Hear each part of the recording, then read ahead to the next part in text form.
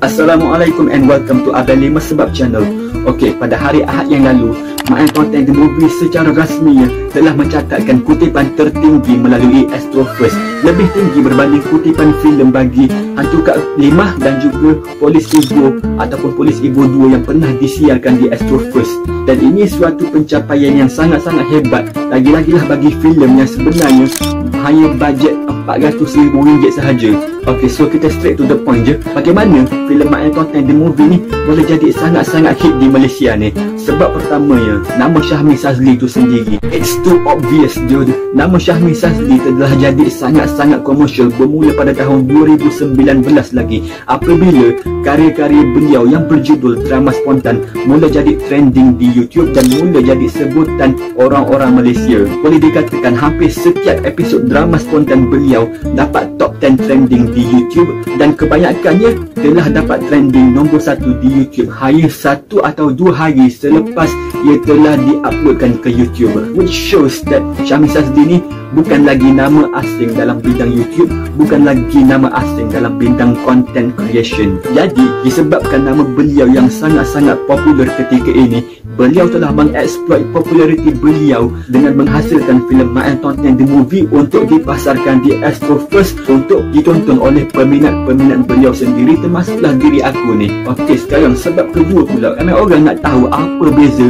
Mak Entertainment The Movie dengan siri Mak Entertainment di YouTube. Mungkin korang tahu, mungkin korang tak tahu, Syahmi Sazli pernah mengeluarkan siri berjudul Mak Entertainment sebanyak 8 episod di YouTube, bermula pada bulan Disember tahun 2018 hinggalah bulan 2 atau bulan 3 pada tahun 2019. Senang cerita, siri Mak Entertainment tu betul-betul hit di YouTube sampaikan sering mendapat top 10 trending di YouTube. Dalam siri Mak Entertainment 8 episod di YouTube tu, ada 5 sahaja sebenarnya pelakon utama dalam siri tu, iaitu Syahmi, bini beliau iaitu Anissa Faizul, Emeline Minhad atau Teacher Lin, Wani Rohaimi atau namanya Wanyama Tottenham Hotspurs, dan yang kelima pula Asif. Tapi dalam filem Mak Entertainment The Movie ni, antagonis ni bukan lagi Wani tapi Yaya Torre atau nama sebenarnya Awin Ismail. Dan dalam filem Mak Entertainment The Movie lah, Syahmi Sazli bubuh hampir semua pelakon-pelakon beliau untuk berlakon sekali dalam filem tu. Cuma aku harap Wani boleh lakon dalam filem ni, tapi dah terjadi dah, dan aku harap aku dapat tengok lagi Wani Rohaimi berlakon dalam filem Syahmi Sazli ataupun dalam mana-mana cerita Syahmi Sazli di YouTube. Okey, sebab ketiga pula, bad marketing. Kita semua tentu pernah dengar bad marketing is good marketing. Cuma ni dalam kes ni, yang buat bad marketing bukannya Syahmi Sazli tu sendiri, tapi masyarakat kita ni. Kontroversi pertama yang terjadi apabila dikatakan Mak Entertainment The Movie ni bakal keluar ialah nama Mak Entertainment tu sendiri. Untuk kita ayah Kelantan ni, nama Mak Entertainment tu best je. Ia hanyalah sebuah gelar seperti mana Pok Ya contoh dia.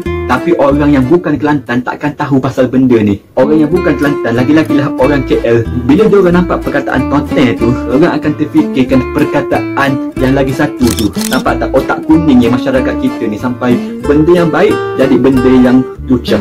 Lagi satu kontroversi melibatkan logo Mak Entertainment The Movie ni yang dikatakan serupa dengan logo Toy Story. Kalau kita tengok draft logo asal movie ni, dia memang sama sangat dengan movie Toy Story, lagi-lagilah dari segi fonts dan dari segi pemilihan warna. Tapi alhamdulillah logo tu ditukarkan. Bukan logo tu ditukarkan, hanya warna dia sahaja, tapi fonts yang lain tu dikekalkan. So tak nampaklah sama macam logo Toy Story tu. Dan lagi satu kontroversi ialah apabila melibatkan Zaf Vlog. Di mana Zaf Vlog melemparkan beberapa jenis tuduhan. Tuduhan tau, bukan kritikan. Tapi Zaf Vlog telah memohon maaf atas kesilapan beliau mengeluarkan tuduhan tu. Lagi sekali, tuduhan, bukan kritikan. Okey, sebab keempat pula, menghasilkan filem Mak Entertainment The Movie ni ialah sebuah percubaan yang sangat-sangat unik. Jadi aku terangkan kenapa. First kali, dalam movie ni tak ada adegan bersentuhan antara lelaki dan perempuan yang sering menjadi tradisi dalam kebanyakan drama atau filem di seluruh dunia. Sebenarnya kita kat Malaysia ni boleh menghasilkan cerita atau filem yang berkualiti tanpa memerlukan adegan bersentuhan pun. Kalau kita tengok kat YouTubers di negara kita ni, kita tak nampak mana pun adegan bersentuhan antara lelaki dan perempuan, tapi mereka dapat menghasilkan karya yang berkualiti walaupun hanya melalui YouTube sahaja. So Syahmi Sazli ambil pendekatan tersebut yang betul-betul berlandaskan syariah dan memaparkannya dalam filem.